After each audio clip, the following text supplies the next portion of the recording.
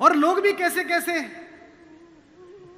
भाई छोड़िए, पत्नी छोड़िए, पिता छोड़िए, माता छोड़िए, शत्रु भी कैसा भाई। इस कहानी का तो विलेन भी कितना खूबसूरत है, कितना कमाल का विलेन है।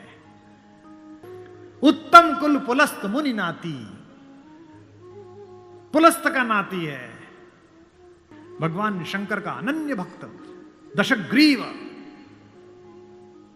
10 सिर नहीं है उसके, ये सम्मित है, ये जो रामलीला में लगा देते हैं।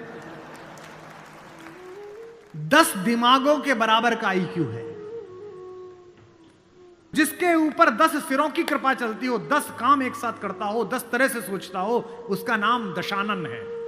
10 सिर वाला है वो, 9 ग्रह उसके चरणों में लेटे हुए हैं, शनि के ऊपर तो पैर रखे बैठा है। फिर भी राम से हार गया।